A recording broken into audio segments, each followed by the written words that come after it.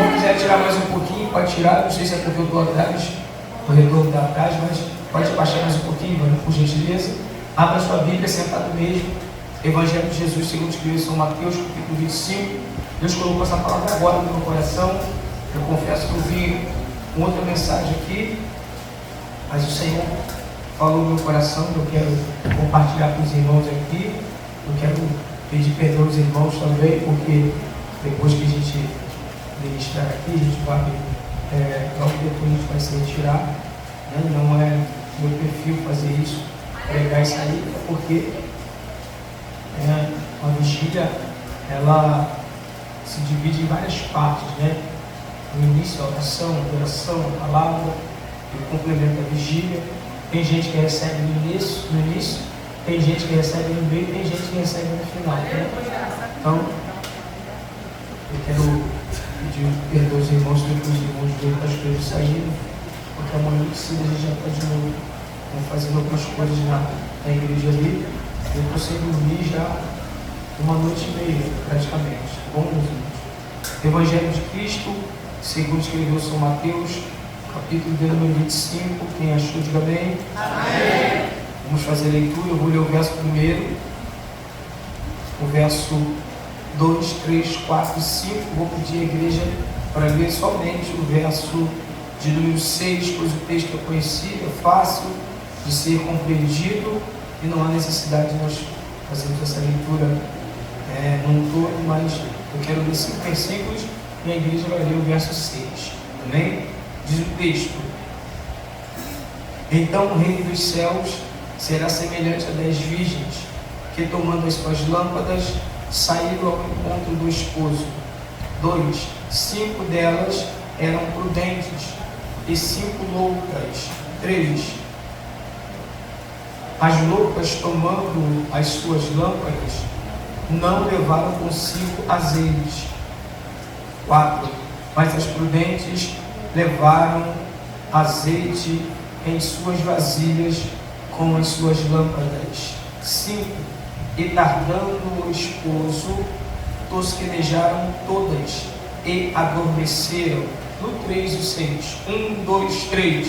Mas à meia-noite ouviu-se um clamor: aí vem o esposo, saia ao encontro.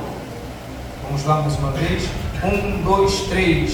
Mas à meia-noite ouviu-se um clamor: aí vem o esposo, saia ao encontro. Mais uma vez, terceira vez para memorizar. 1, 2, 3. Mas à meia-noite ouviu-se um clamor: aí vem o esposo, saia ao encontro.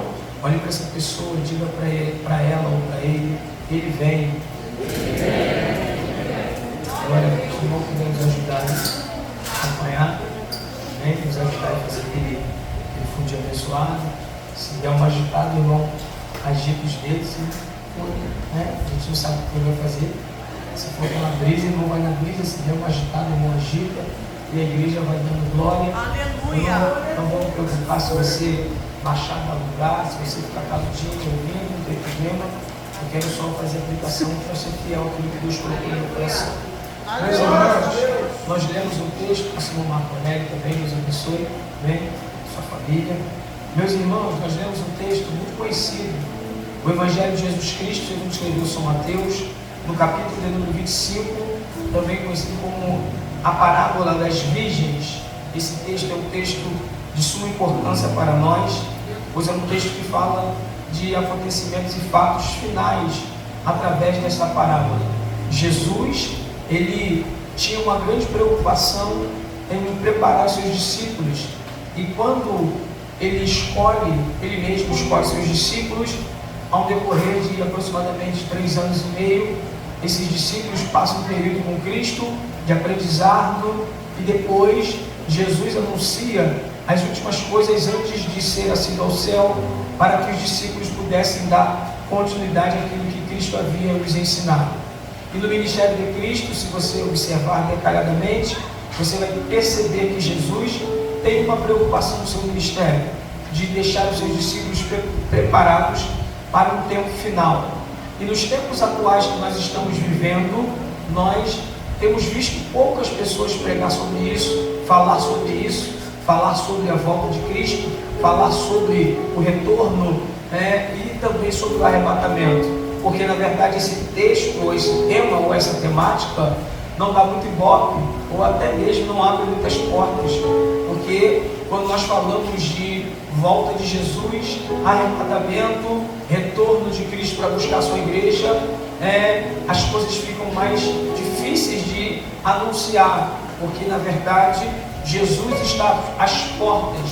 Se você pegar a Bíblia desde Gênesis e Apocalipse, você vai ver que desde o princípio Deus ele vai falar acerca da sua volta. Desde o princípio haverá um texto falando acerca de um tempo final.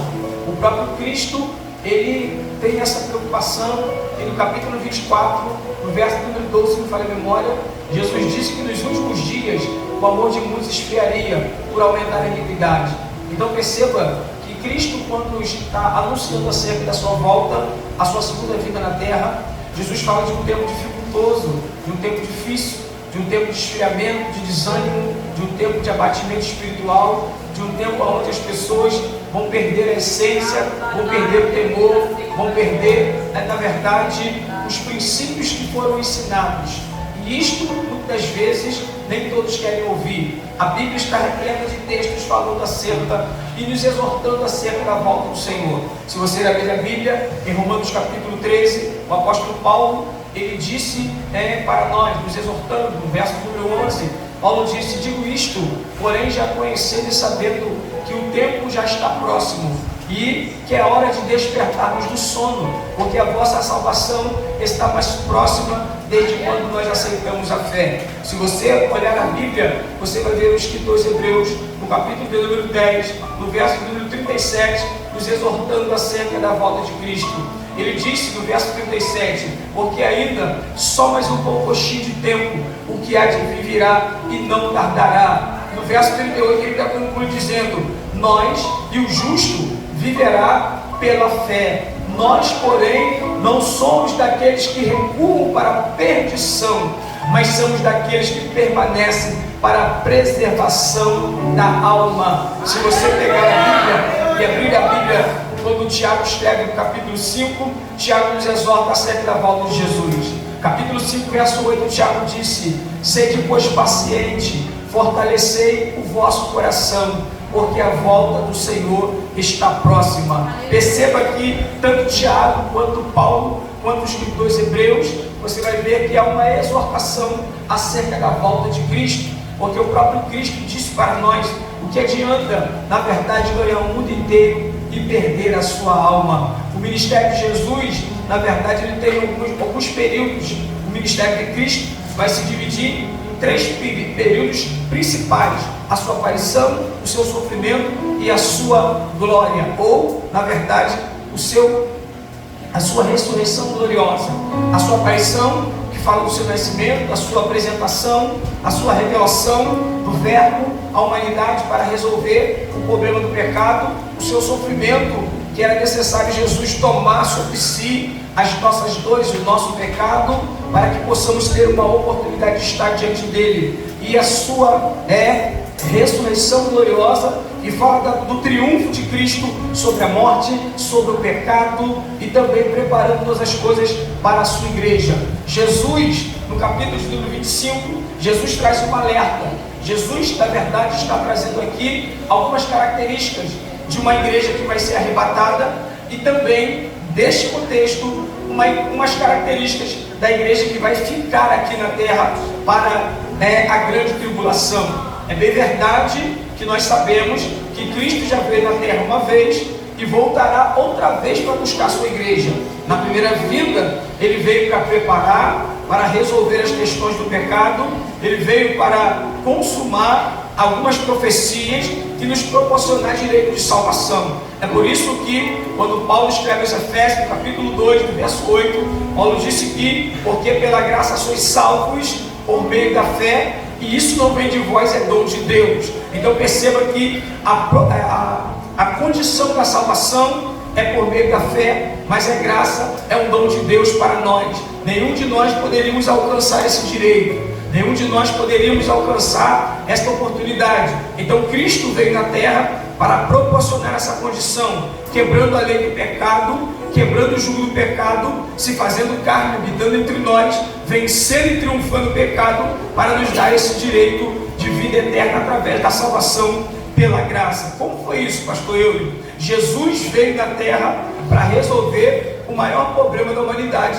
que é o pecado. O maior problema da humanidade não é falta de emprego, não é falta de médico, não é na área da saúde. O maior problema é o pecado, porque só o pecado tem poder de afastar o homem, quebrar a aliança e tirar o homem e afastá-lo totalmente da presença de Deus.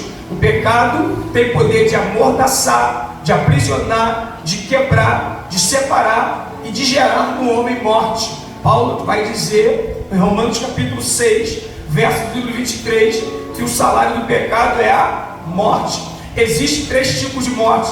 A primeira morte é espiritual, a segunda morte é a física, e a terceira morte é a morte eterna, que a Bíblia chama do dano da segunda morte.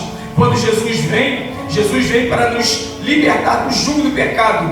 Romanos capítulo 3, verso 23, Paulo disse que todos pecaram e destituídos foram da glória de Deus. Pastor, que pecado foi esse? Esse pecado se manifestou com a desobediência de Adão. Quando Adão está no jardim do Éden, onde Deus havia criado esse jardim, plantado um jardim no Éden e colocou o homem ali, Deus coloca condições, porque todas as vezes que Deus nos coloca em um lugar, Ele condiciona alguns benefícios no lugar que Ele nos colocou. A Bíblia diz que Deus, Ele deu ordem a Adão: você pode gozar de tudo aqui, só não toca, só não mexe, só não come da árvore, do fruto que está na árvore. A Bíblia diz que Adão, por uma influência de Eva, eles comem o fruto. E a Bíblia diz que Eva pega o fruto, come, pega Adão, dá Adão, ele come. E quando eles comem, a Bíblia diz que ambos os olhos se abriram. Naquele momento, o período da inocência acaba. O homem agora tem a razão, a consciência,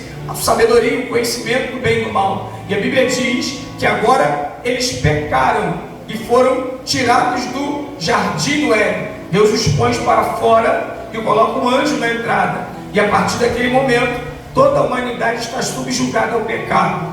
Toda a humanidade, ela foi totalmente subjugada pelo pecado. Nenhum homem pôde resolver essa questão. Por quê, pastor? Porque para vencer o pecado, como Adão pecou em uma carne, somente um homem na carne para vencer o pecado, para poder trazer a justificação ao homem novamente. Todos que vieram pecaram, porque na verdade já estamos subjugados pelo pecado de Adão. Por isso Paulo diz que todos pecaram. Então sobre nós há uma herança pecaminosa. E todos que vieram nos antecedendo já tinham sobre si uma condenação do pecado. Por mais que foram grandes homens, como Abraão, como Isaac, como Jacó, como Moisés, como José, enfim, quanto tantos outros que Deus levantou, quantos profetas que foram levantados, todos que vieram foram usados por Deus como instrumentos, mas nenhum deles teve a capacidade de vencer ou resolver essa questão. Por isso, Jesus foi anunciado tanto no seu nascimento como no seu ministério. Quando em Gênesis o homem peca, Deus dá uma sentença. Gênesis 3,15 me falha a memória. A Bíblia vai dizer que o próprio Deus, após sentenciar o homem, a mulher, a serpente, vai liberar essa profecia, né? A serpente que iria ferir o calcanhar, mas o mesmo iria ferir a cabeça. Da semente da mulher nascerá um que esmagará a tua cabeça. Tu lhe ferirás o calcanhar, mas ele esmagará a sua cabeça. Esta é a primeira profecia que está apontando para Cristo. Então, aqui Deus está dando a diretriz, Deus está revelando que só Cristo teria essa condição de vencer o pecado. Como seria isso, pastor? Paulo fala sobre isso em Romanos 5. Paulo disse que por um homem, pela desobediência de um homem, entrou o pecado trouxe a morte e a morte trouxe separação. Mas também pela obediência de um homem veio o perdão, veio a vida, veio a restauração. Nessa introdução, fique atento. Então entenda que só Jesus teve essa condição, essa possibilidade de trazer a oportunidade do homem de reatar a aliança com Deus. Por isso, você vai perceber que quando Isaías profetiza acerca de Jesus, no capítulo de número 7, verso 14, ele diz: portanto, o mesmo Deus vos dará um sinal. Uma virgem conceberá, vai dar à luz a um menino, e o seu nome será Emanuel, que quer dizer Deus conosco. Emanuel, que quer dizer Deus presente, Deus ativo, Deus real, um Deus que viria para resolver essa questão. São duas profecias que estão conectadas: Isaías 7,14, Isaías 9,6. Eu estou falando bem devagar para você entender e eu aplico aqui. Isaías 7,14, um menino nos dá, portanto, mesmo Deus vos dará um sinal, uma virgem conceberá, dará luz ao menino, e o seu nome será Emanuel, que quer dizer Deus conosco. Existe uma junção teológica para a palavra Emanuel, que é uma junção de 3 divisões. En-nen-el. Qual é a mensagem? En-nen-el. El, Deus. Nen, homem. En, dentro. Então é muito mais que Deus conosco. É Deus dentro do homem. Aqui é uma mensagem profética e futurística. Deus estava dizendo através do profeta Isaías que Deus viria dentro do homem para cumprir esse propósito. Como assim, pastor? Sim, a Bíblia diz em Isaías 9,6: um menino nos nasceu e um filho se nos deu. Olha para mim. E o principado estava sobre seus ombros, e o seu nome: maravilhoso, conselheiro, Deus forte, Pai da eternidade e príncipe da paz. Maravilhoso, porque só Ele em si pode operar maravilhas. Conselheiro, porque só Ele tem as palavras de vida eterna. Deus forte, porque só Ele foi lhe dado todo o poder no céu, na terra e embaixo da terra.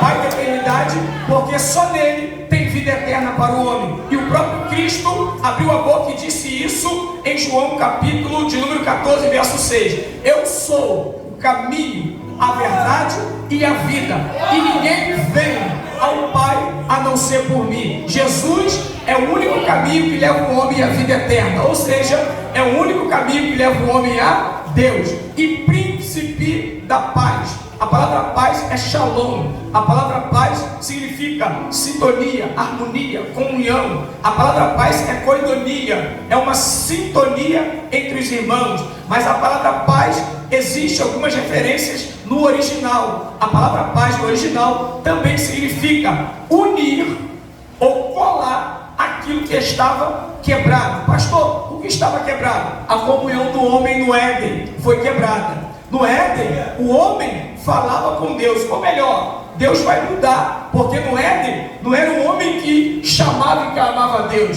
No Éden era Deus que descia para falar com o homem. Mas quando o homem peca, agora é o homem que precisa buscar a Deus para que Deus possa então o visitá-lo. Mas lá no Éden era o Deus que descia. Se você vai ver no livro de Gênesis até o período da inocência, você não vai ver Adão clamando, você não vai ver Adão orando, você não vai ver Adão suplicando a presença de Deus, não. Você vai ver no texto Deus descendo ao virar do dia para falar com Adão, porque Deus é um Deus de relacionamento. Deus quer se relacionar, Deus quer viver em plena comunhão, mas o pecado tira, separa, afasta. Pastor, onde está isso? Isaías 59, verso 1: eis que a mão do Senhor não está encolhida para que não possa salvar, nem seus ouvidos agravados para o que não possa ouvir. Olha para cá. Mas o que fazem separação entre vós e o vosso Deus.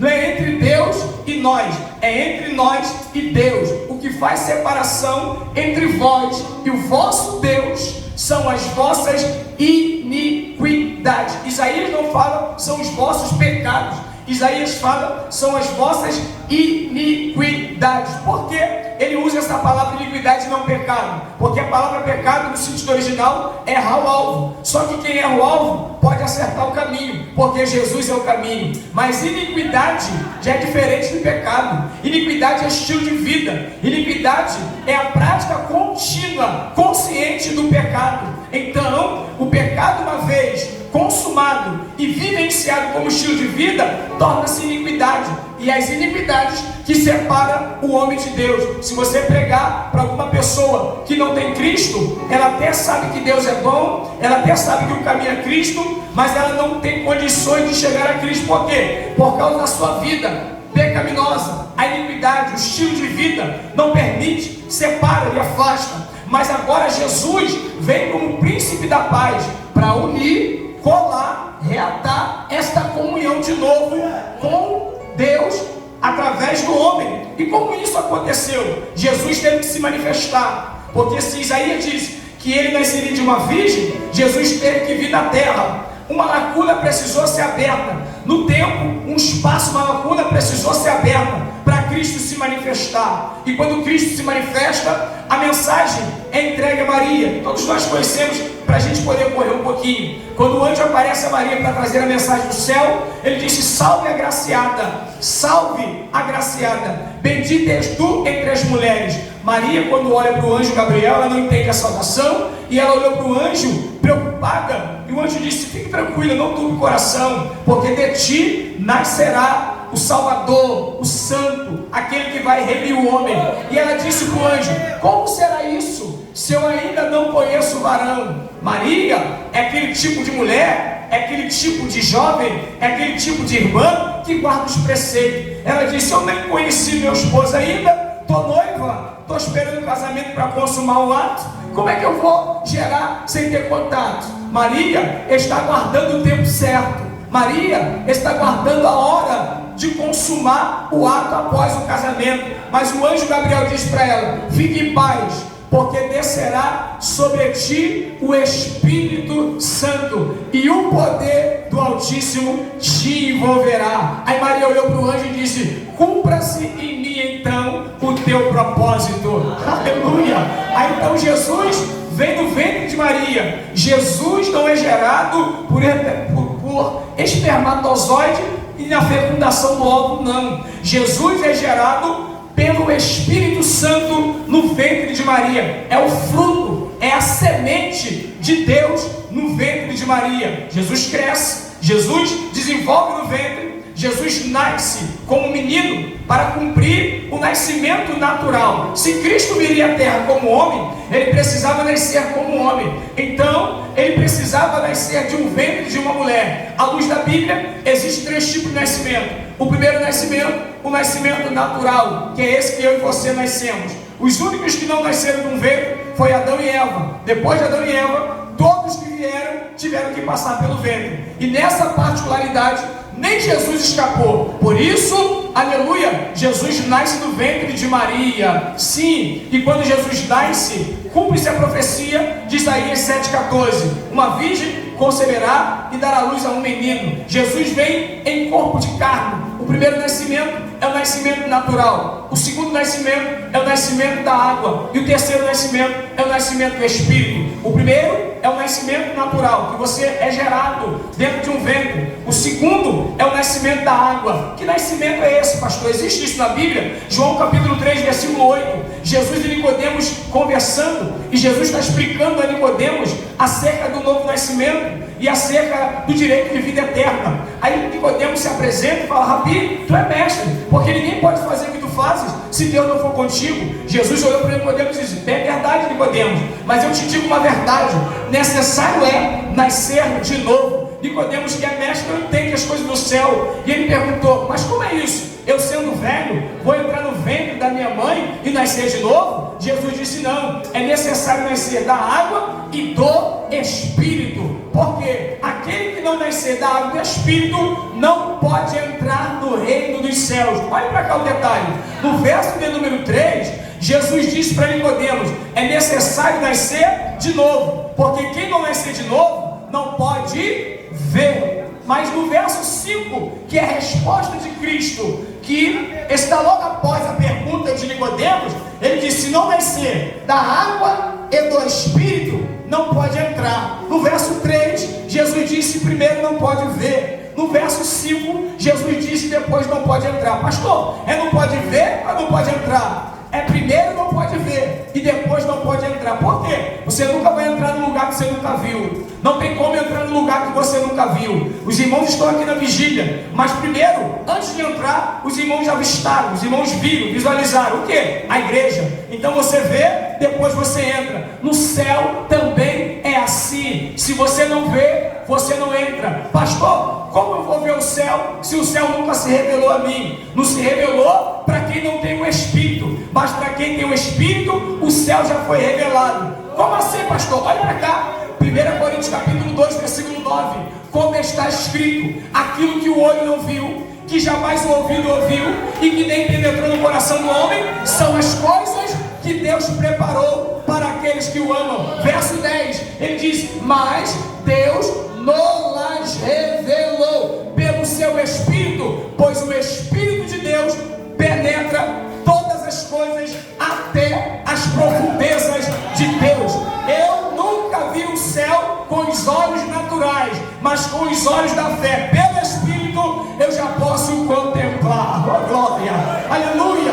Nascer da água é ser gerado pela palavra, nascer do Espírito é ser moldado pelo Espírito. Você nunca será moldado pelo Espírito se você não nascer da palavra. Primeiro, é gerado pela palavra. Segundo, é movido pelo Espírito. Por isso Jesus diz, tem que nascer da água e do Espírito, porque primeiro você é gerado e depois o Espírito vai te moldar. Jesus nasce, cresce, desenvolve e passa uma fase que ninguém gosta de passar, porque Jesus rapidamente, quando chega aos 12 anos, Maria e José vão no templo de Jerusalém e esquecem de Jesus, perde o foco, perde a essência, perde o contato com o filho. Quando eles estão voltando o caminho, eles perceberam que Jesus não estava com ele. Tem gente assim, que vem do templo, adora, entrega adoração, dá até a oferta, vai embora, mas vai sem Jesus.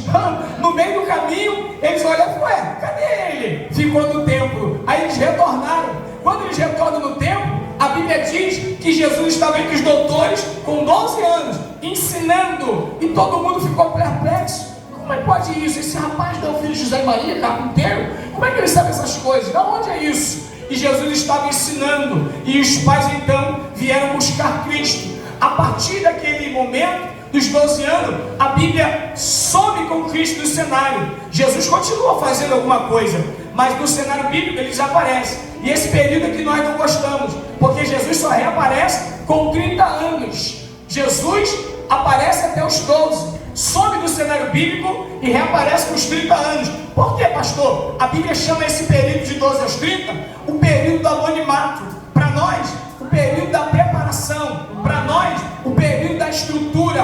Para nós, o período do amadurecimento. Para nós, o período onde Deus está nos dando raízes. Para nós, o período onde Deus está nos lapidando. Tem gente que apareceu e já quer se apresentar. Não, tem que passar no período do anonimato. Olha para mim, quando Deus deu o sonho profético a José, José tinha aproximadamente 17 anos. Mas quando o sonho se cumpre, José tem 30. Então 17 para 30 são 13 anos. E 13 anos no anonimato, sendo preparado, moldado, estruturado e dando a José amadurecimento. E não foi em casa, foi passando prova, foi passando luta. Se você pegar a história de José, você vai ver que José passou 13 anos sendo amassado. Parecia que José era um vaso e Deus era o oleiro. Oh, glória! Porque nos 13 anos tentaram matar, nos 13 anos venderam como escravo, nos 13 anos acusaram José, uma coisa que ele não tinha feito. Dos 13 anos lançaram ele na prisão, mas quando cumpriu os 30 anos, o sonho se cumpriu. Por que, pastor? Deus deixou José passar 13 anos de sofrimento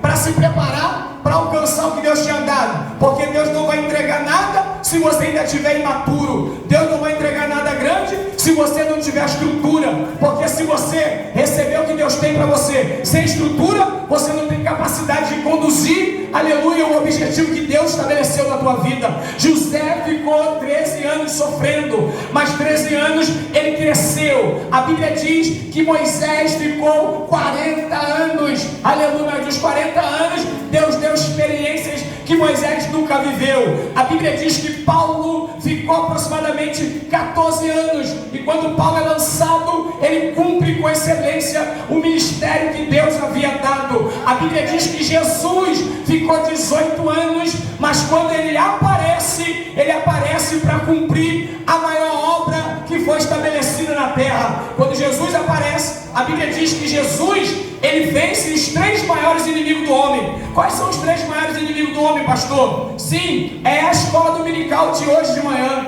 Quais são os 3 maiores inimigos do homem? a carne, o diabo e o mundo. Jesus venceu a carne, venceu o diabo e venceu o mundo. Pastor, aplica para encerrar? Já vou encerrar. Jesus venceu o mundo. João capítulo 16, verso de número 33. Jesus, após dar algumas instruções aos discípulos, porque no capítulo do Evangelho de João, Jesus está instruindo os discípulos. No verso 13, no capítulo 13, Jesus dá uma instrução, ensinando a ser da humildade, lavando os pés do discípulo, tomando a toalha e a bacia. Hoje tem muita gente que quer botar o pé para lavar, mas ninguém quer pegar a bacia para lavar pé. No capítulo 14, Jesus tranquiliza o coração dos discípulos, porque eles estavam preocupados acerca da ida de Cristo, como eles iriam ficar. Jesus disse: não se turbe o vosso coração, crede em Deus, crede também em mim. Na casa de meu Pai está 5 moradas. E se não fosse assim, eu irei para o meu Pai, e se irei, voltarei outra vez, para vos buscar, para onde eu estiver, vós estejais comigo. No capítulo 15, Jesus fala acerca da videira verdadeira, e fala da necessidade de nós estarmos arraigados a Cristo. Ele diz: eu sou a videira verdadeira, e meu Pai o lavrador, e vós as varas. Se vós estiveres em mim, aí vocês vão ter vida, mas se estiverem fora de mim, aí vocês estão perdidos.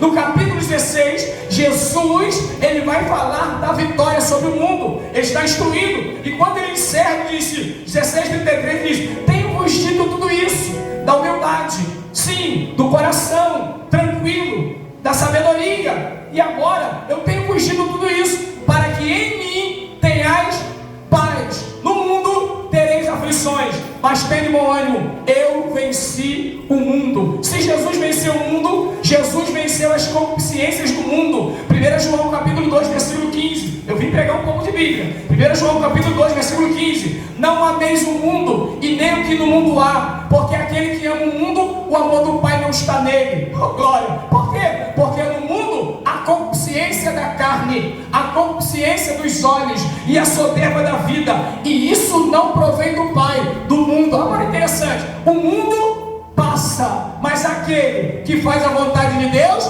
permanece. Então Jesus venceu a concupiscência da carne, a concupiscência dos olhos e a soberba da vida. Tem muita gente caindo por causa da concupiscência da carne, tem muita gente caindo por causa da concupiscência dos olhos, e tem muita gente caindo por causa da soberba da vida. Pastor, aplica esses 3. Tem muita gente caindo por causa da concupiscência da carne. Não adianta ter unção se você não vencer a carne. Não adianta pregar muito se você não vencer a carne. Não adianta cantar muito se você não vencer a carne. Sansão era o homem mais forte, tinha unção, nazireu de Deus, tinha autoridade, arrancou o portão, pegou uma queixada, matou meu filisteu, fez muitas coisas, mas Sansão foi vencido pela consciência da carne. Entrou numa prostituta, deitou no colo de Dalila, dormiu no lugar errado, na hora errada, e perdeu a comunhão, a graça, a unção e a autoridade de Deus.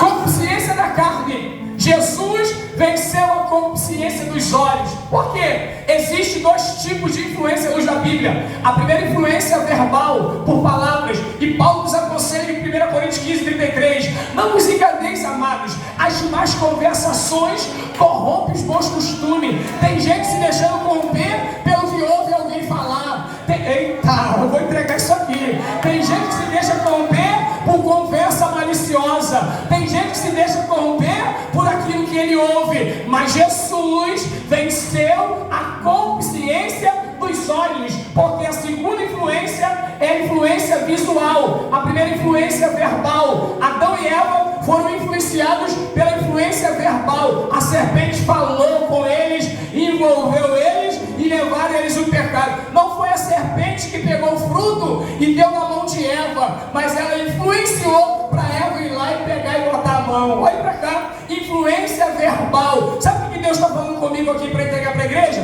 Cuidado com o que você ouve, cuidado com o que falam com você. Tem gente dando mais ouvido a quem não está na posição, aleluia, do que a quem está na posição. Olha para cá, a segunda influência é a visual. Tem gente que está andando em treva porque não consegue vencer a consciência dos olhos. Pastor, isso é jargão de pregador ou isso é Bíblia? Isso é Bíblia. Mateus capítulo 6, verso 22. Os olhos são a candeia do corpo. Se os seus olhos forem bons, no seu corpo haverá luz. Mas se os seus olhos forem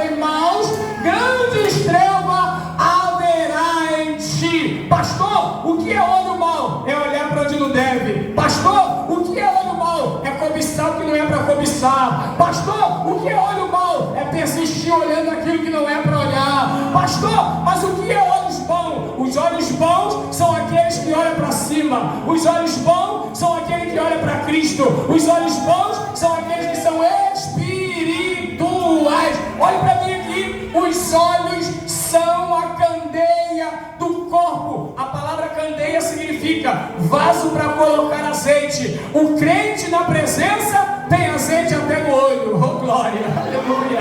Diga para esse irmão, até no teu olho tem que ter azeite. Diminuiu, né? Diga para outra pessoa, até no teu olho tem que ter azeite. Por quê, pastor? Porque todo contato começa nos olhos. Foi na concupiscência dos olhos que derrubou o homem segundo o coração de Deus. Meu Deus! Eu não estou falando de pastor eu, nem pastor Claudinei, estou falando do homem segundo o coração de Deus, que o próprio Deus escolheu, encontrou e selecionou. Salmo 89, versículo 20: achei, encontrei o meu servo Davi, e com o meu santo óleo o ungi. Mas quando Davi estava no palácio, olhou que não era para olhar, cobiçou que não era para cobiçar, e os irmãos já sabem o final da história. Foi vencido pela concupiscência dos olhos. Mas Jesus venceu a carne, Jesus venceu a concupiscência dos olhos. Jesus andou com prostituta, mas não se prostituiu. Jesus andou com mentiroso, mas não mentiu. Jesus andou com pecador, mas não pecou. Jesus andou com ladrão, mas não roubou. Por quê? Porque quem tem a presença não é influenciado, mas quem tem a presença é influenciado. Olha para essa pessoa, já vou encerrar. Eu tenho que ir para o matutino ainda. Olha para cá. Olha para essa pessoa que está do seu lado e diga para ele assim, ó: você é seguidor ou você é influencer? Essa é forte. Pastor, não entendi essa aplicação. Você é aquele que é influenciado e se torna um seguidor, ou você é influência, aquele que influencia? Eu não sei como você entrou aqui, mas eu tenho certeza que enquanto eu estou pregando, Deus vai agradar no teu coração. Jesus venceu a concupiscência dos olhos. Jesus venceu a concupiscência da carne. Jesus venceu a soberba da vida. Esses três elementos têm destruído o ministério de muita gente. Por quê, pastor? Tem muita gente que faz muita coisa, mas a carne é uma desgraça. Por quê, pastor? A carne não se converte. Pode jejuar, fazer campanha, dormir no monte, passar 21 dias no monte do azeite, pode ir para a Raiz da Serra, botar cabana, ficar lá 30 dias, mas a carne não se converte. Pastor, se a carne não se converte, o que eu faço com ela? Fogo. Com carne não tem conversa, com carne é fogo. Só que Salomão diz em Provérbios 26:20, sem lenha o fogo se não tem fogo, a carne fica cru. Se a gente fosse pregar em Levítico, que foi a mensagem que eu trouxe, mas chegou aqui e Deus falou, não, prega essa. Se a gente fosse entrar em Levítico, a gente ia entender que o sacerdote tinha uma responsabilidade individual. E qual era? Fazer a manutenção do altar. E do altar, era ele que tinha que tirar a cinza, era ele que tinha que arrumar a lenha, e era ele que tinha que manter o fogo aceso. Não era o outro sacerdote que cuidava do fogo daquele que estava no altar. Era ele que tinha que manter o fogo aceso até que o outro chegasse para assumir o outro turno. Então, responsabilidade de fogo aceso não é do pastor, porque o altar é você, o sacerdote é você, a responsabilidade é você. Ah, pastor, caí porque a responsabilidade de manter o fogo aceso é sua. Pastor, mas sacerdote é o pastor da igreja. De maneira nenhuma. O pastor da igreja é o anjo da igreja. Sacerdote é eu e você. Pastor, onde está isso? Apocalipse capítulo 1, verso 5. Apocalipse capítulo 1, verso 5. Da parte de Jesus Cristo, o primogênito dentre os mortos, o príncipe dos reis da terra, aquele que nos ama e com seu sangue nos lavou de nossos pecados. Verso 6.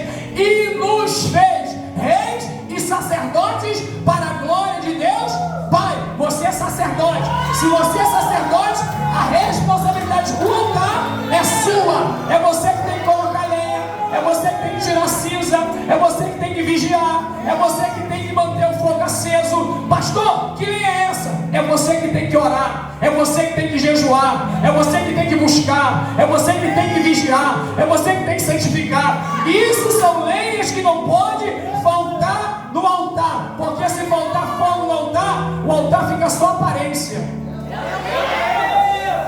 E com Deus não é aparência, com Deus é essência. Tem gente que na aparência é lindo, mas na essência... Tem gente que na aparência está brilhando, mas na essência está sem luz. Então olhe para mim aqui. Jesus venceu a concupiscência da carne, Jesus venceu a concupiscência dos olhos e Jesus venceu a soberba da vida. Que isso? É no coração. Lembra quando Satanás pegou Jesus em Mateus 4? A tentação? E pegou Jesus, levou Jesus, pegou Jesus na sua limitação e disse: se tu és... Olha o ego. Irmão, deixa eu abrir um parênteses aqui. Eu sou pastor de igreja, não sou itinerante, mas deixa eu abrir um ego aqui. Tem muita gente que vai perder o céu por causa do ego. Olha o que o diabo fez. Se tu és filho de Deus, transforma essas pedras em pão. Aí o diabo propôs para Jesus. Jesus olhou para o diabo, mansamente, tranquilamente, humildemente, simples, porque quem tem precisa fazer alvoroço. Aí ele olhou para Satanás e falou assim: ó, nem só de pão viverá o homem, mas de toda a palavra que sai da boca de Deus. O que é isso, pastor? O diabo propôs para Jesus uma necessidade, mas Jesus propôs para o diabo o princípio que ele veio estabelecer: a realidade e a prioridade. Não troque a prioridade por causa de uma necessidade. O diabo quis tirar a prioridade por causa da necessidade da carne. Olha para cá. Tem gente, por causa da necessidade, abrindo mão da prioridade. Oh meu Deus. Só que Jesus inverte. Jesus falou: eu não vou abrir mão da necessidade, mas vou manter a prioridade. Aí o diabo de novo pega Jesus, leva Jesus no pináculo do templo, a parte mais alta do templo, e de novo vai mexer no ego de Jesus. Se tu és filho de Deus, lança-te daqui abaixo, porque está escrito. O diabo recitando para Jesus o Salmo 91, 11 e 12. Tem crente que não gosta de escolher dominical. Ele disse: está escrito, dará ordem aos teus anjos em teu respeito, para te sustentarem com as tuas mãos, para que não tropece com o teu pé em pedra. Jesus olhou para o diabo e falou assim: ó, não tentarás o Senhor teu Deus. Aí o diabo, não ainda satisfeito, ele pega Jesus e leva num monte muito alto. E do monte alto ele mostra para Jesus. Ele fez o quê? Mostrou para Jesus os reinos, o mundo e a glória deles. E ele disse: olha, se prostrado me adorares, tudo isso te darei. O quê? O mundo, os reinos e a glória. Só que essa glória no texto que ele está falando, na fala de Satanás, essa glória, no dicionário Aurélio, é a glória fama que o homem busca. Aí Jesus vai falar assim: ó, somente ao teu Deus adorarás, e só a Ele servirás. Nas entrelinhas, Jesus está dizendo para o diabo: a glória que eu vim buscar não é a glória da terra, a glória que eu vou receber é a glória do céu. Oh, pode dar para outro porque eu não quero. Tem muita gente se perdendo por causa disso, por causa de glória da terra, por causa de fama, por causa de nome, por causa de renome. Tem gente vendendo ministério, tem gente trocando a sua vinha, tem gente entregando a vinha, tem gente fazendo aliança com quem não é para fazer, por causa de fama, glória que o diabo quer dar. Mas aqueles que estão em Cristo esperam a glória que virá do céu. Pastor, é jargão, é Bíblia? É Bíblia. Romanos capítulo 8, verso 18, Paulo diz: porque para mim tem por certo que as aflições desse tempo presente não são para se comparar com a glória que há de nós ser revelada. Bota a mão no ombro desse irmão e diga para ele: é você que escolhe ou a glória da terra ou a glória do céu.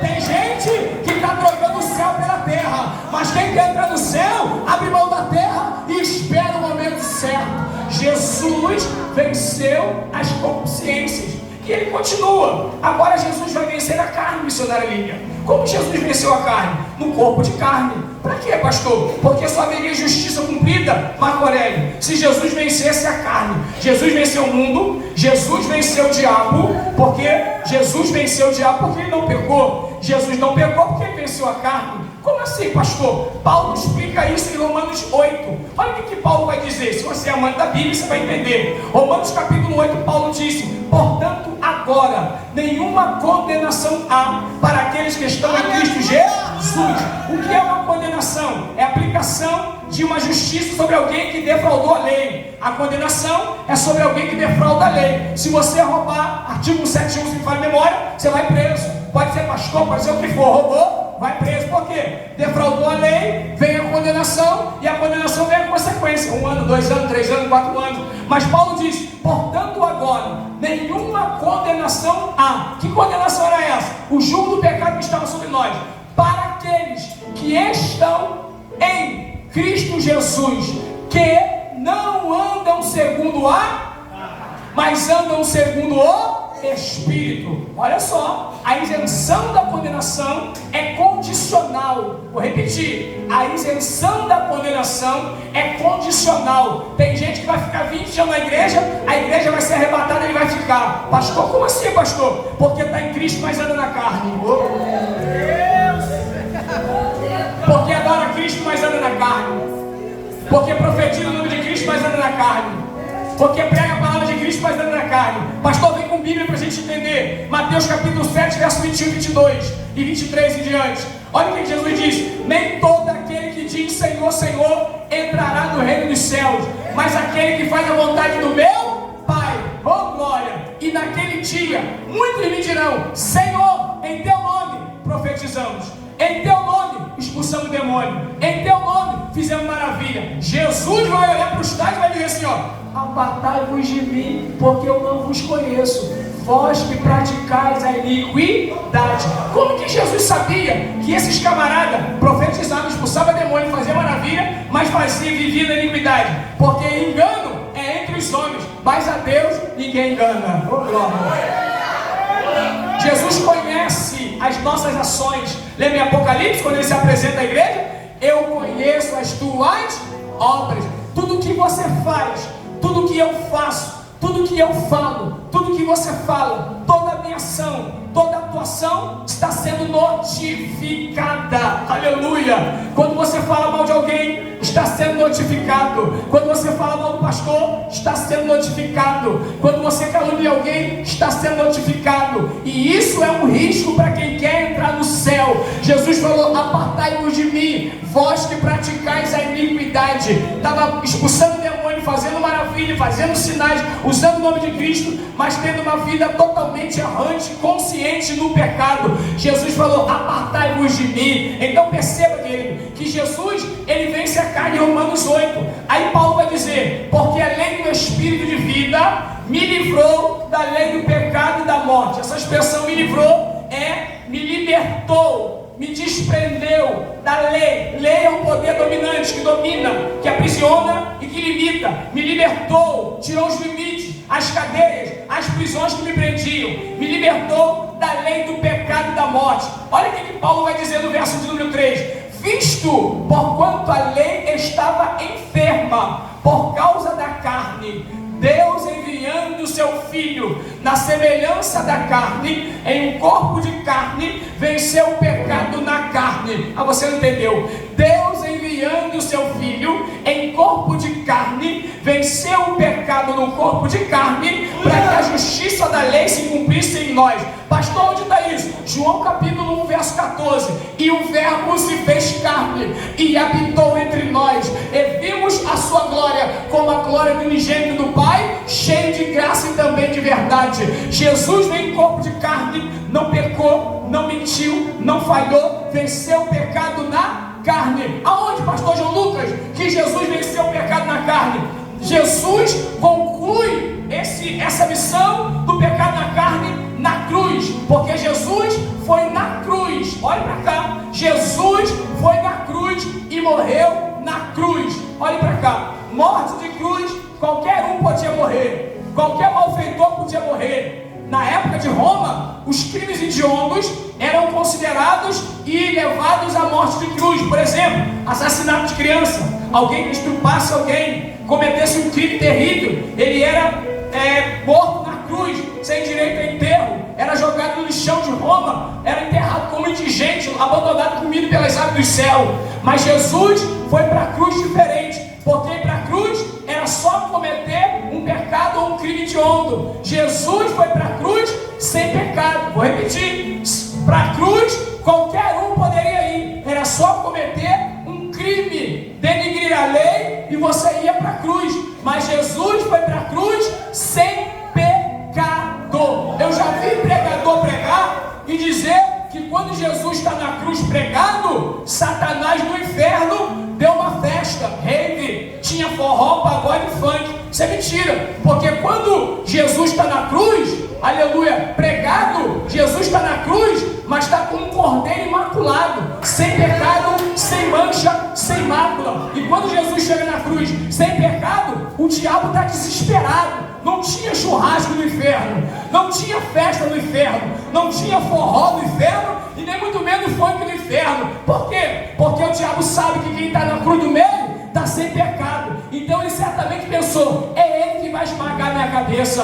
O diabo puxa a última carta da manga, usa o ladrão da esquerda, e o ladrão da esquerda olha para a gente e fala assim: ei, salva a ti, salva nós, tu não é Deus, tu não é Messias. Jesus se cala, mas quando da direita ainda reconheceu o seu pecado, ele disse: Senhor, ele disse para o outro: cala a boca, porque nós estamos aqui porque merecemos. Reconheceu o seu pecado, mas esse aí não, esse é santo, reconheceu o senhorio. Olha o que ele vai dizer: Senhor, lembra-te de mim quando entrar no teu reino. Oh, Jesus faz um esforço, olha para o ladrão da direita e diz: fique em paz, ainda hoje. Não é amanhã, é ainda hoje. Enquanto alguém despreza, o outro reconhece. E Jesus está dizendo: ainda hoje estará comigo no paraíso. Meu Deus! E a Bíblia diz que aquele homem pecador, que viveu a vida toda pecando, estreou. Meu Deus! Você não entendeu, né? Deixa eu olhar aqui para mim não correr, para mim não passar e entregar a hora no horário certo. Um pecador, um ladrão, um criminoso estreou. O que é, pastor? O paraíso. Aleluia! Por isso que Jesus disse que o céu é lugar de surpresa. Quem você pensa que vai estar lá, de repente você está aí, e o pastor já está garantido. De repente você chega lá, eu não estou, eu fiquei. Porque o fato de eu estar pregando aqui não quer dizer, não é certeza que eu vou estar lá. Por que, pastor? Que isso? Porque eu estou pregando aqui é usando o dom que Deus me deu. Mas o dom não me salva.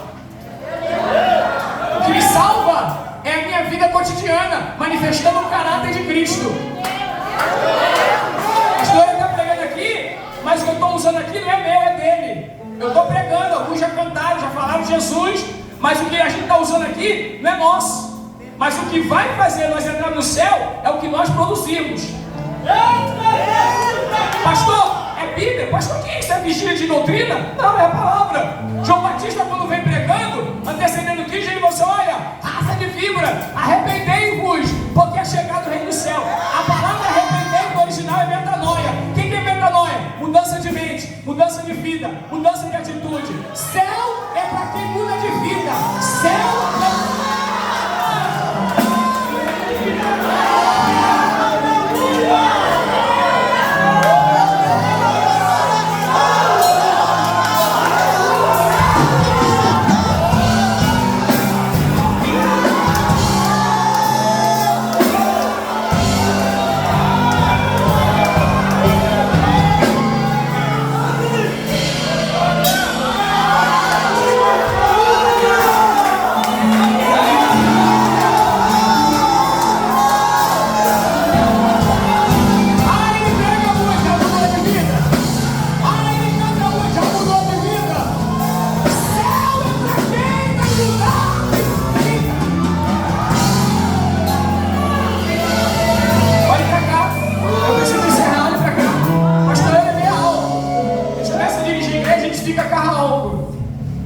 itinerante, a gente fica na gasolina. Mas quando a gente começa a dirigir a igreja, a gente vai pro álcool. Como é que é o álcool? A gente vai assim, né? Vai assim. Aí esquenta um pouquinho, vai, daqui a pouco vai, segura. É assim. Vai pra cá. A preocupação de Jesus é que nós pudéssemos produzir. Lembra quando ele faz a escolha? João 15,16: não escolhestes vós a mim, mas eu, Senhor, escolhi a vós. Olha o que Jesus diz: e vos nomeei. Essa expressão nomear aqui significa te conceder autoridade. Tudo que você faz é no nome dele. Você prega no nome dele, você canta por causa dele, você toca por causa dele, a unção é por causa dele, você põe as mãos e Deus cura é por causa dele. Nada é por causa de mim, por causa de você, é por causa dele. Lembra de Marcos 16:15? Ide e pregai o evangelho a toda criatura. Quem crê e for batizado será? E quem não crê? Olha só, para pregar o evangelho, ele falou ide. Agora, quando entra no confronto espiritual, aí já tem que usar o nome. Ide por todo mundo, pregai o evangelho a toda criatura. Quem crê e for batizado será salvo. Quem não crê já está condenado. Só que quando você prega o evangelho, é ação. E toda ação promove uma reação. E toda reação gera uma consequência. Se você prega o evangelho não é algo natural. O evangelho é algo espiritual. São as boas novas da salvação. Você pregou, tem uma reação, uma ação. Quando você prega, é ação. Mas aí o inferno tem a reação. Só que Jesus já te deu a chave. Aí Jesus falou assim, ó: e em meu nome expulsarão os demônios. Não fica com medo de falar não, vamos lá. E em meu nome expulsarão demônios. Por que os demônios? Porque quando você prega, eles que vão se levantar contra você. Olha pra cá. Tá pensando que igreja é brincadeira? Tá pensando que igreja é só vir, marchar, rodar e amanhã não é de qualquer jeito? Tem uma legião de demônios doida para te ver caído. Tem uma legião de demônios doida para te ver lá fora de novo, bebendo, fumando, cheirando, usando crack, se prostituindo, sambando, rebolando, dançando, pulando no funk. Mas se você tiver com o nome, ele vai se levantar. Mas no mesmo levante, no nome dele ele vai cair. E em meu nome expulsarão os demônios. E qual é a característica que o nome dele está comigo? Falarão novas línguas. E se beber alguma coisa mortífera, nada vos fará dano algum. Pode fazer cantiga, pode fazer feitiço, pode botar veneno no copo, pode botar veneno no café, não adianta. Se está com o nome, nada vai acontecer. Segura que eu já tenho que encerrar. Tem muita gente para cantar, tem muita gente para falar ainda. Pastor, olha só um café. Então perceba que Jesus tem essa preocupação, pastor Claudinei. Jesus falou assim para os discípulos: olha, vocês serão conhecidos pelos frutos que vocês vão produzir da árvore. Porque o homem na Bíblia é vaso, o homem na Bíblia é casa, o homem na Bíblia é ovelha, o homem na Bíblia é ramo, o homem na Bíblia é terra, mas o homem na Bíblia é árvore. E a árvore tem duas características: qual? Folha e fruto. Mas a essência da árvore não está nas folhas. Pastor, mas folha faz até remédio, mas a árvore é o fruto que alimenta. O segredo da árvore não está na folha. Olha para cá. Toda árvore tem folha, mas nem toda tem fruto. E Jesus falou: pelos frutos conhecerei se sois os meus discípulos. Pastor, aplica, pastor. Folha da árvore é dom espiritual. O que é folha? Profetizar. O que é folha? Pregar. O que é folha? Cantar. O que é folha? Revelar. O que é folha? Ter visão. Isso é folha. Só que folha não salva. Salva é fruto. O que é fruto? É caráter. O que é fruto? É vida transformada. O que é fruto? É uma vida na presença. O que é fruto? É uma vida de santidade. O que é fruto? É uma vida de justiça. O que é fruto? É uma vida de caráter e testemunho diante de Deus. Pastor, Bíblia, lembra de Jesus com os discípulos? Jesus está na comissão com os discípulos. Jesus está com fome, porque fazer a obra da fome, né? Quando o pastor for na sua casa, faz o bom, irmãos. Não dá água pura, não. O pastor às vezes visita um, visita outro. Chega lá, não tem um bolo de fubá. Ai, pastor, que bênção veio. Pastor, quer um copinho d'água gelada? Fazer a obra da fome. Jesus está fazendo a obra. Jesus sente fome. Aí Jesus avista uma figueira. florida. Jesus falou, se a folha está verdinha, tem fruto. Jesus vai. Meu Deus! Jesus olha embaixo, olha do lado, olha do outro, olha em cima. Era só folha. O que Jesus falou? Seca-te. Meu Deus! Que isso, pastor? Lucas fala sobre isso. Aquele que tem será dado, e aquele que não tem, até o que tem Será tirado. olha para cima e diz assim: comece a produzir, querido.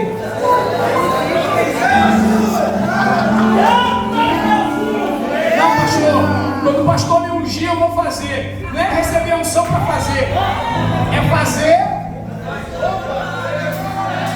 Porque você é movido a unção? Você é movido a óleo na cabeça?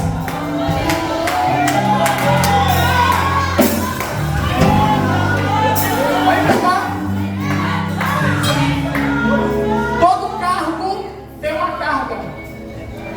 Tem gente que briga, troca de igreja, abandona o pastor, porque o pastor não tem visão, já estou tanto tempo no meu ungiu. Querido, fique em paz. Quando o pastor te unge é só confirmação, porque quem te unge mesmo na verdade é Deus. O pastor só confirma diante dos homens, mas Deus te separa desde o ventre. Então, a sua responsabilidade é frutificar, dar fruto, e frutos dignos de arrependimento. Lembra de João Batista? Arrependendo porque é chegado no reino do céu. Raça de víboras, é chegada a ira vindoura. E João Batista disse, ó, eis que o machado está na raiz das árvores. Toda árvore que dá fruto, o machado sai da raiz e vem para cima. Ele limpa. E é que não dá fruto, ele arranca. Eu faço uma pergunta sem resposta. O machado da justiça está embaixo de você ou está em cima? Porque se está em cima é para limpar, mas se está embaixo é para arrancar.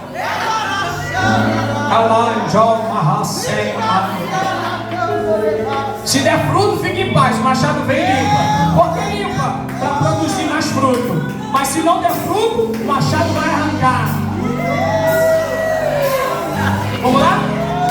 Jesus venceu tudo isso. E na carne, Jesus vence o pecado na carne. Para quê, pastor? Para que a justiça da lei se cumpra em nós. Por isso que Paulo, em Romanos 5, Paulo vai dizer que só Cristo pode nos justificar. Sendo, pois, justificado pela fé, temos paz com Deus por nosso Senhor e Salvador, Jesus Cristo. Só Cristo pode justificar o homem, porque só Cristo venceu o pecado na carne de pecado. Ninguém, aleluia, fez Jesus pecar. Ele não foi influenciado. Hoje está todo mundo vivendo como influência, né? Tem um monte de gente que não trabalha mais, né? Sou influência e tal. Sabe quem foi o primeiro influência da história do mundo?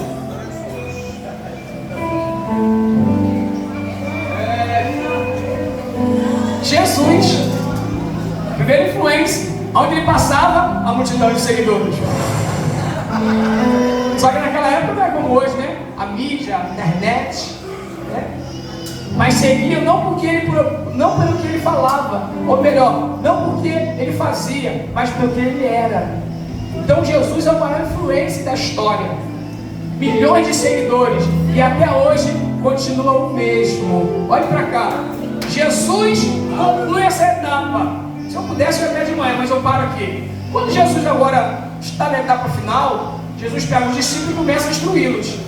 Em Mateus 25, Jesus dá a característica de quem sobe e quem fica. Por quê? Porque o maior propósito de Cristo é você subir. Ainda que você não faça muita coisa, mas Cristo quer que você suba, não quer que você fique. Porque quando o arrebatamento acontecer, a gente já sabe. No mínimo 10 eventos vão acontecer simultaneamente.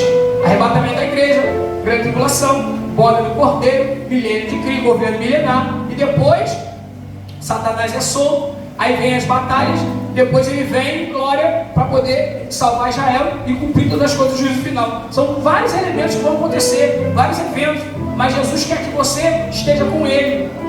Então Jesus está aqui dando indicações para os discípulos, como seria, qual é a condição, como que nós precisamos estar para não perder esse grande evento, esse grande momento que será o arrebatamento. Tem gente que não acredita mais. Tem pessoas que vivem uma vida como se não fosse acontecer arrebatamento. Tem gente que toca, tem gente que prega, como eu estou pregando, tem gente que canta, mas saiu daqui e acabou. É uma vida de qualquer maneira. como se nada tivesse acontecendo, ou como se o arrebatamento não vai acontecer. Jesus falou: estarão dois no campo, um sobe e um fica. Estarão duas moendo na moinha, uma sobe e uma fica. Se você pegar Mateus 24 e Mateus 25, 25 é continuidade. Tem dois no campo, fica um. Tem duas na moinha, fica uma. Aí ele entra com as 10. Tem 10, 5 fica. Metade de 10, 5. Metade de 2, 1. Se você olhar 24 e 25, você vai ver que Jesus nas entrevistas está dizendo: metade da minha igreja ainda não está pronta. Porque se metade de 2 é 1, metade de 10 é 5, só metade vai. Então esse tempo que você está aqui, que nós estamos vivenciando, é o tempo em que Deus está nos dando a oportunidade de quê? Colocar nossa vida em ordem, colocar nossa vida em dia, acender a nossa lâmpada, pegar reserva e ficar preparado para não perder o arrebatamento. E para quem será? É o que nós vemos aqui. Primeiro Jesus diz: o reino do céu é semelhante a 10 virgens. É a primeira característica de quem vai ser arrebatado, a virgindade. Que é isso? A palavra virgem dá um sentido daquilo que não foi violado. Lembra da fita cassete? Quando a gente ia gravar, né? Antigamente, com muitos aqui como eu que não era crente, eu ia gravar lá uma mensagem, lá um funk, lá um forró, um pagode. Aí comprava uma fitinha virgem, botava lá no som, apertava os dois botãozinhos, depois saía na fita. Tinha que ser a fita virgem. Então aquela fita nunca tinha sido usada, nunca tinha sido violada.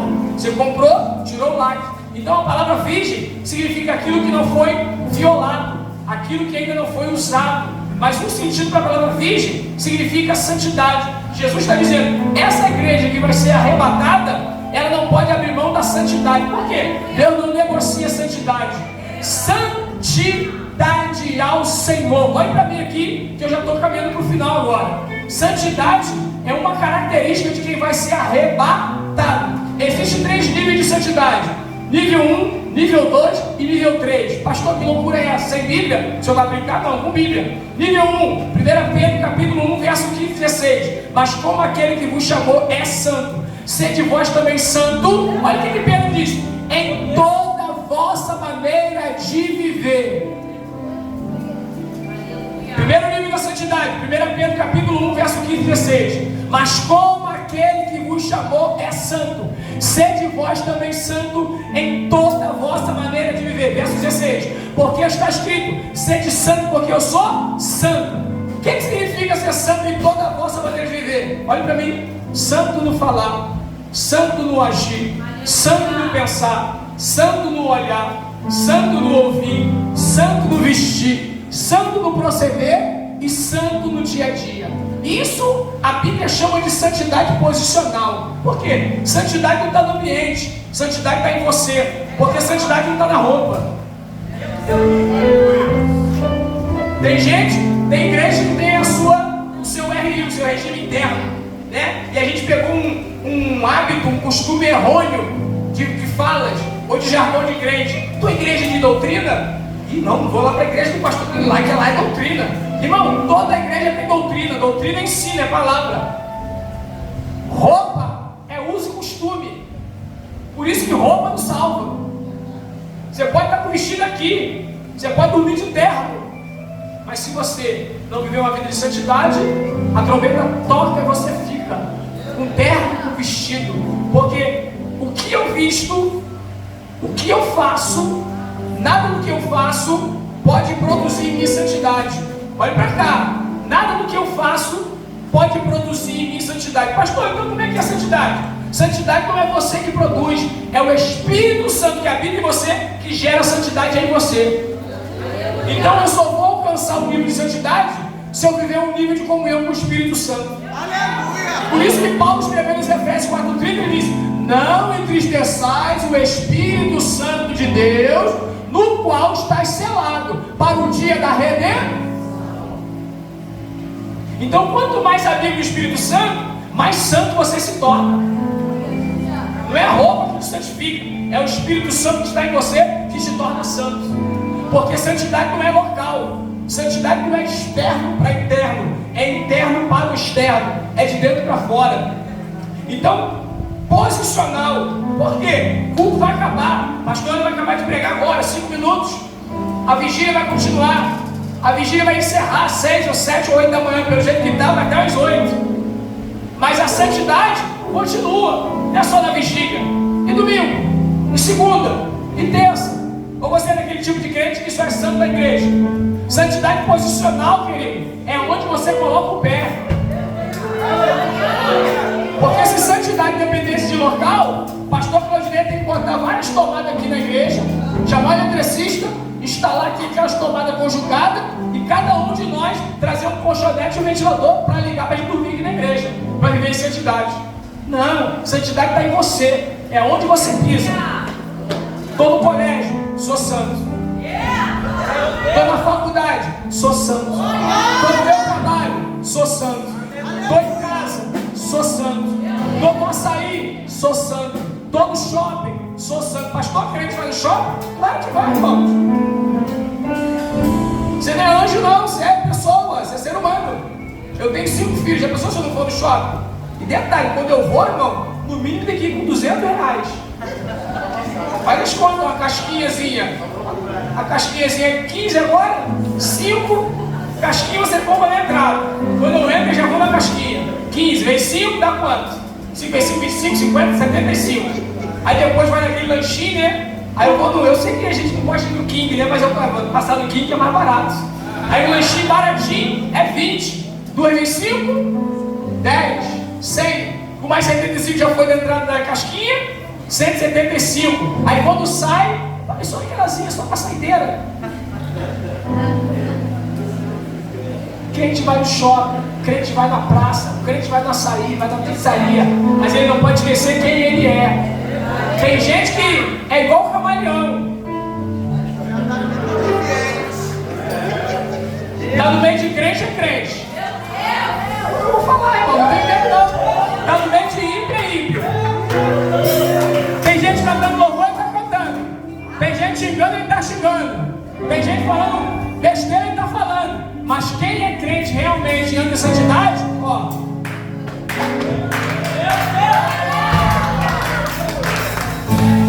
Que é isso? Posicional.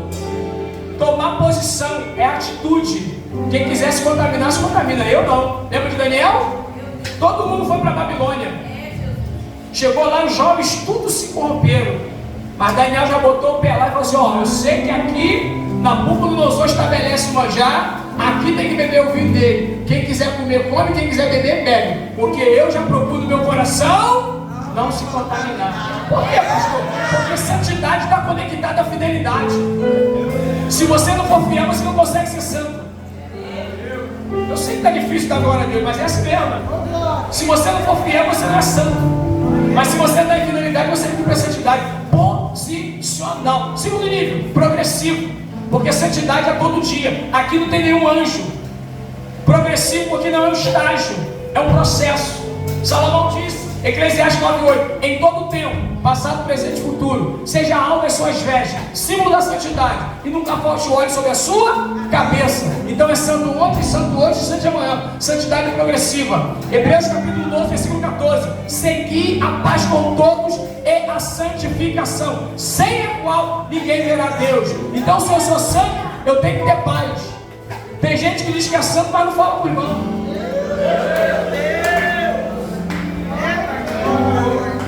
Você está logo lá de cá, que eu vi aquela barulho ali, já não vou muito com ela. E a irmã vai cantar, não gosto muito da irmã, vou ficar até aqui na porta, porque quando ela começar a cantar, eu saio logo.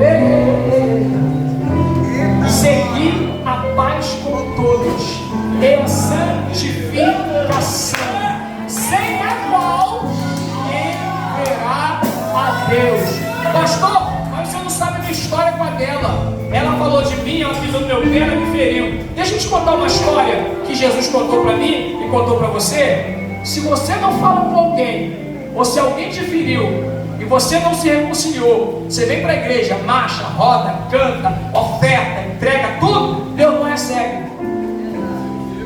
É isso, pastor, isso é Bíblia? É Bíblia. Mateus capítulo 5, verso 23. Olha o que Jesus disse: quando trouxeres a tua oferta e chegando no altar, te lembrares que o teu irmão tem alguma coisa contra ti, não é você contra ele, é ele contra você, que o teu irmão tem algo contra ti, sabe o que Jesus falou? Deixa a oferta, volta lá. É mais ou menos isso aqui, ó.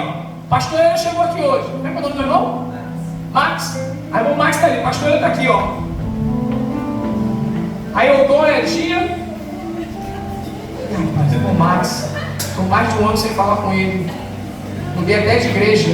Aí encontrei ele na vigília. Mas tô aqui, ó. Aí Jesus está falando aqui no texto: se tu lembrares que o teu irmão tem algo contra ti, deixa a oferta e volta lá. Sabe o que eu tenho que fazer, pastor João Lucas? Parar a marcha e voltar lá. É Jesus falando: reconcilie-te com ele. Varão, me perdoe em nome de Jesus. E depois traz a tua oferta no altar. Pastor, eu não entendi isso. Eu vou encerrar, acabou seu tempo. Eu sei, olha pra cá. Se é ele que tem contra mim, na lógica do homem, é ele que tem que vir de perdão. Só que aqui não é lógica humana, é reino de Deus. É Romanos 12, 21. Não se deixe vencer pelo mal, mas vence o mal com o bem.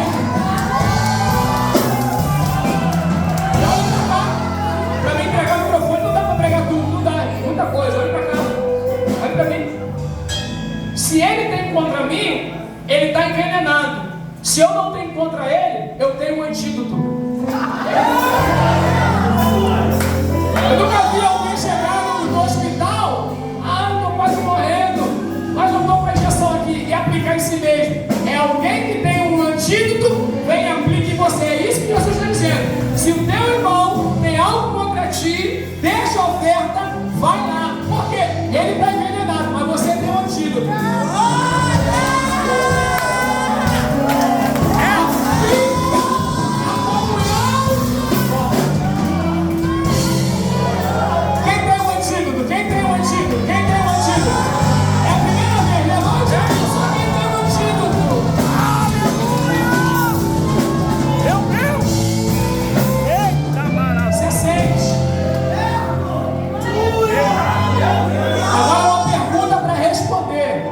Dá uma olhadinha pra esse meu bebezinho. E aí, você tem um antídoto ou você tá com veneno?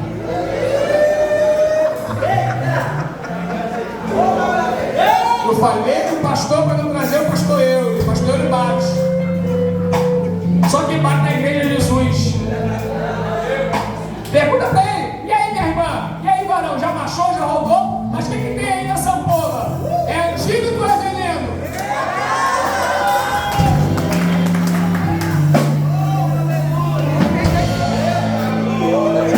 Diga para alguém: volta lá. Sabe o que Deus está me dizendo? Diga para alguém: pega o telefone, liga e marca o encontro. Não manda zap pedindo perdão, não. Ô varão, eu preciso falar com você para botar em dia um negócio aí. Não, que não, amanhã a gente conversa. Eu preciso ir aí conversar. E a pessoa já sabe que você, quer reconciliar, ela vai fazer, o coraçãozinho duro. Mas você tem um antídoto, vai lá. Se reconcilia. Ah, pastor, mas se ela não quiser, aí você já fez a sua parte. Aí o céu está liberado para você. Tem muita gente que vai perder o céu porque não perdoa. É crente machando, não fala com o pai. É crente machando, não fala com a mãe. É crente machando, não fala com o filho. É crente machando, não fala com a tia. Ah, pastor, mas foi ela. Ei, você é crente ou não? Você é salvo ou não? Você tem o Espírito Santo ou não?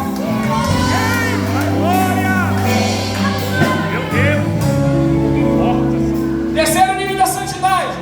Nível máximo, diga nível máximo. Mais para Max. Nível máximo. Primeiro nível é o posicional. Segundo nível é o progressivo. Terceiro nível é na plenitude máxima. Pastor, aqui na terra, aqui não. Enquanto a gente está nesse corpo aqui, a gente não consegue alcançar esse nível.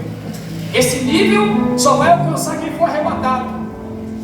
Como, pastor? No arrebatamento, aí sim, nós alcançaremos o nível máximo. Porque Paulo disse que nós veremos ele como ele é e teremos um corpo semelhante ao dele. E estaremos com ele eternamente. Como que vai ser isso, pastor? Tem Bíblia? Primeira carta de Paulo aos Coríntios, capítulo 15, verso 51. Eis que vos digo um grande mistério. Na verdade, nem todos dormiremos, mas seremos transformados num abrir e fechar de olhos, ante a última trombeta, porque a trombeta soará, os mortos ressuscitarão primeiro, e nós que estivermos vivos seremos transformados. Olha o que Paulo vai explicar. Porque importa que isto que é corruptível se revista da incorruptibilidade, e isso que é mortal se revista da imortalidade. Porque quando isso que é corruptível se revestir da incorruptibilidade, e isso que é mortal se revestir da imortalidade, cumpre-se-á a palavra que está escrita: tragada foi a morte na vitória. Ó inferno, onde está a tua vitória? Ó morte, onde está o teu aguilhão? O aguilhão da morte é o pecado. A força do pecado, o aguilhão da morte é o pecado. A força do pecado é a lei. Olha o que Paulo diz: mas graças a Deus que nos dá a vitória por nosso Senhor e Salvador Jesus Cristo. Quando é que isso vai acontecer? No arrebatamento da igreja. 1 Tessalonicenses capítulo 4, verso 16. Porque o mesmo Senhor não vai subir, ele vai descer. Descerá do céu. Olhem para cá. Com alarido, voz de arcanjo e trombeta de Deus. Tem gente que não gosta nem da glória da igreja. Como é que vai ser você no céu? Porque céu é um lugar de barulho.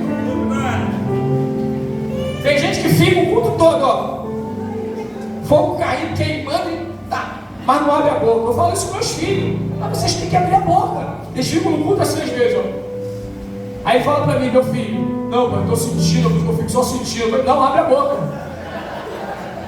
Você queima a mão fritando um peixe, você queima, você ai. Você se manifesta na presença de Deus, vai ficar assim? Ele fala pra mim que está sentindo, ele fica assim: meu filho, estou falando de ninguém, meu filho. Eu falo: varão, abre a boca. Porque quando vocês estão no joguinho, vocês gritam no quarto que eu ouço. O Flamengo está jogando, mete o gol lá, Gabigol mete o gol lá. O pessoal pula. Deixa eu te contar a experiência. Eu estou no quarto da minha esposa, mistério de oração, eu e ela. Aí as crianças foram dormir. Foi um jogo aí, há muito tempo, já um jogo aí. E ele ganhou uma camisa do Flamengo. Eu falei: varão, vixe, filho de pastor, sabe como é que é, né? Quase um anjo. Não pode nada. Aí a camisinha do Flamengo dentro de casa, tem um jogo do Flamengo lá, o Flamengo deu de sei quanto lá no time aí. Aí eu estou no quarto da minha esposa, escutei um barulho na sala, tipo um grito. Eu falei: que isso? Um rato entrou dentro de casa, alguma coisa? E ele estava dormindo na sala. Eu falei: tá bom. Vim devagarzinho, abri a porta, tudo escuro. Eu falei: olha, o que está acontecendo? Aí de repente saiu um gol. Aí escutei outro grito na sala. Eu falei: aí quando eu fui, pisei na porta da sala, ele estava dormindo. Televisão ligada. Eu falei: televisão ligada, jogo do Flamengo, ele dormindo. Puxei o cobertor. Quando puxei o cobertor, ele estava com a camisinha do Flamengo e o shortinho do Flamengo, o uniforme do Flamengo, só gritando gol. Eu falei: quer dizer que no jogo do Flamengo está gritando, né? 11 horas da noite. E na igreja quer ficar calado? O céu é lugar de barulho. Diga para esse irmão aí: você é daqueles que fica quietinho na igreja, mas na televisão você grita?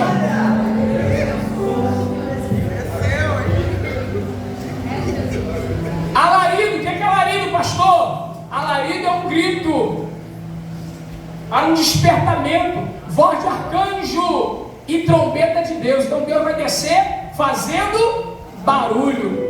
E quando é que isso vai acontecer? No arrebatamento. Eu vou fechar a Bíblia porque senão eu vou falar a parte que tem que falar. Eu já encerrei. Olha para cá. Pastor, por que há necessidade disso?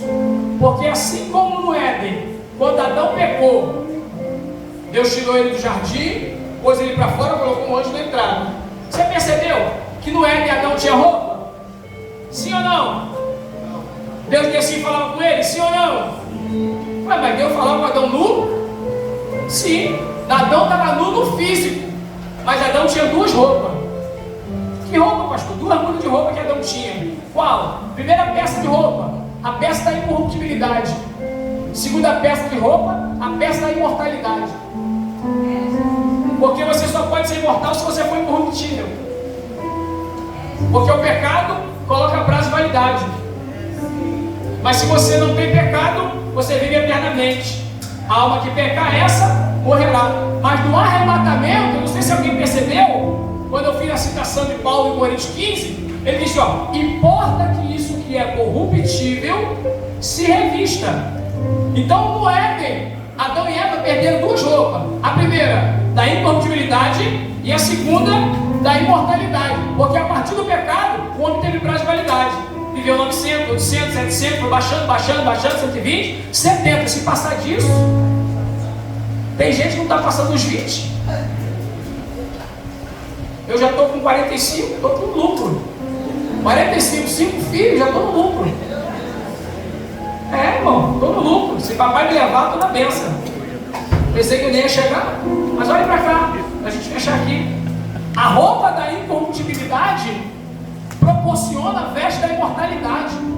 Adão, antes do pecado, não tinha roupa física, mas tinha as duas roupas espirituais. Por isso que Deus descia na sua essência gloriosa e Adão não morria, porque Adão tinha a roupa da incorruptibilidade e a roupa da imortalidade que capacitava de ver Deus, falar com Deus face a face. Deus descia, Deus tinha prazer em falar com Adão. Quando ele pecou, Deus falou, agora você se vestiu, mas você está nu. Adão se escondeu quando ouviu a voz.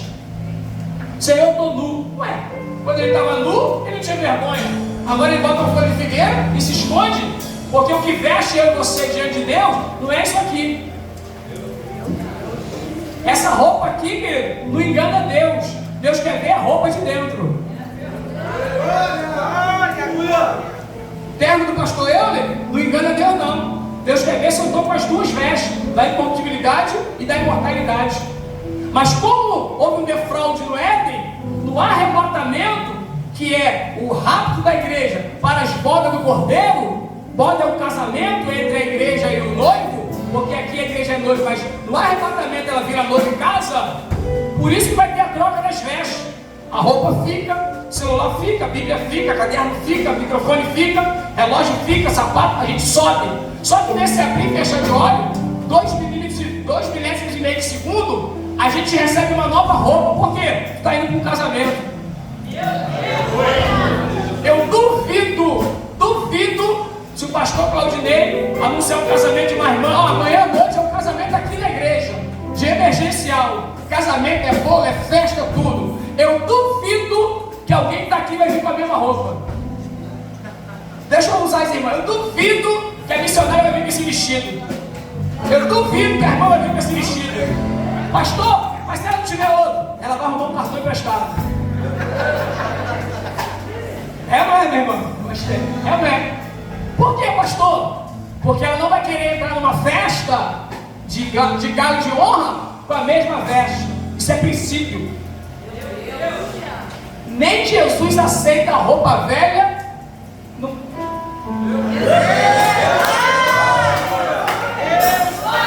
Diga para mim, essa roupa do pecado vai ter que sair.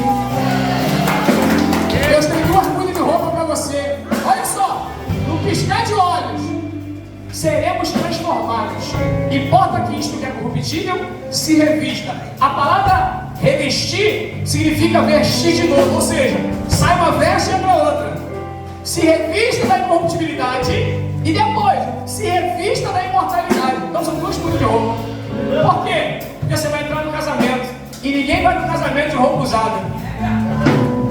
Se tinha um casamento da congregação que eu estava, falei, meu Deus, com esse terno não dá. Falei, agora, mano? Minha esposa deu um jeito, não sei onde, arrumou um cartão lá, acabou, chegou o terno novo. Você não vai atrás de mim com esse terno. Esse terno você vai para doutrina, você prega, você vai. Esse não. Falei, filho, o louvor tá novo. Não, todo mundo já te viu com esse. Daqui a pouco ela chegou com o terno novinho. Por quê? Era festa. Se da festa na terra você não bota a mesma roupa, no céu, fica de pé. Diga para alguém, tem que andar em santidade. Olha para mim. Pastor, mas é isso mesmo? É claro que é. E foi Jesus que falou. Não se deita vinho novo.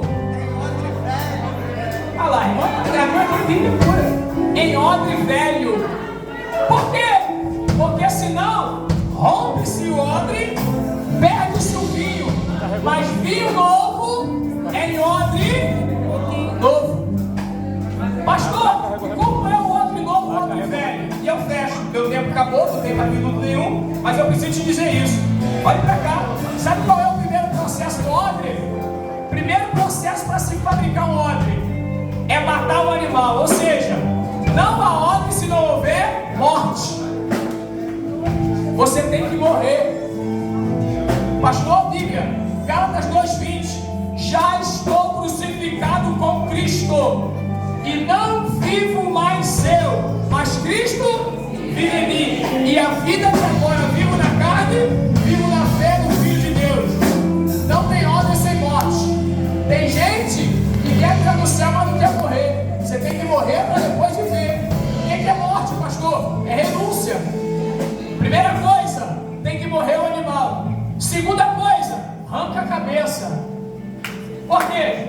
Porque depois que você aceitou Cristo e morreu, não é mais o que você pensa, não é mais o que você acha, não é mais o que você quer, é o que Ele quer. Perder a cabeça significa entregar a direção da sua vida na mão de Jesus. E depois da cabeça, é as pernas. Morte, cabeça e as pernas. E aí, pastor, para o odre ficar pronto, arrancou as pernas? Arrancou. Aí faz, sabe o que? Abre o animal. Tem um tripé, coloca lá no tripé. Pastor, por que estica? Como se fosse um cabide. Abre o animal, coloca no cabide, pega uma escova. Naquela época tinha uma escova preparada. Para quê, pastor? Tinha que abrir o couro do animal para raspar toda a carne. Por quê? Porque se fizesse um óleo com carne dentro, estragava o material de dentro. Arrancava toda a carne. Depois que tirava a carne toda com a escova, que escova é essa? É a palavra. Depois que arrancava toda a escova, deixava o óleo pendurado num tripé. Fazia-se então uma fogueira e ali deixava na fumaça. Para que a fumaça, pastor? Por mais que arranque a carne, mas no couro fica entranhado o cheiro do sangue. E o cheiro do sangue atrai moscas. Você já foi no açougue? Por mais limpo que o açougue seja, sempre você vê uma mosquinha voando. Por quê? É o cheiro do sangue. Então é escova e fumaça. Escova é a palavra, fumaça é a glória.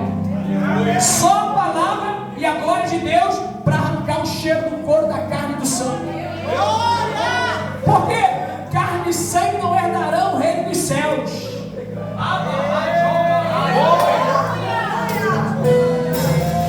Diga para esse irmão assim, ó, deixa a escova te raspar nessa madrugada.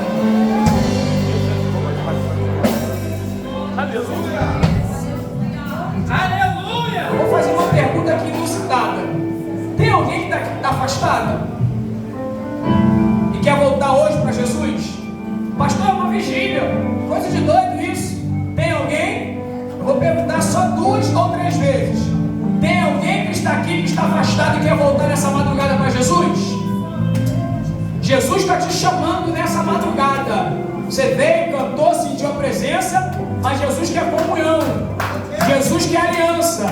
Jesus quer te deixar legalizado para entrar no céu. Tem alguém? Meu Deus! Não tem? Curve sua cabeça. Querido e bondoso Deus, eterno Pai, nessa madrugada nós te agradecemos, te louvamos pela tua palavra. Senhor, eu sei, meu Deus, que nós estamos aqui e ao decorrer desta mensagem, muitas coisas que o Espírito Santo tratou conosco, mas que nós possamos guardar tudo que foi pregado, que nós possamos, ó Pai, se encaixar de acordo com a tua palavra, porque o Senhor está voltando. A hora é já, não há mais tempo, meu Senhor, de coxar em teus pensamentos. Nos ajuda a vencermos qualquer dificuldade e a permanecermos na tua presença e no teu amor. Tu conheces cada um dos teus filhos, só o Senhor sabe como cada um entrou aqui. Tu conheces a estrutura, tu conheces o coração, tu conheces os pensamentos, mas que nesta madrugada seja uma madrugada de renovo, uma madrugada de um novo começo na vida de muitas pessoas que estão aqui. Continua abençoando os teus servos, continua abençoando, ó Pai, tudo quanto for ainda realizado nesse lugar, que o teu nome continue sendo glorificado e que nós possamos sair daqui renovados para a glória do teu nome. Assim nós oramos e já te agradecemos no nome de Jesus. Tome seu assento.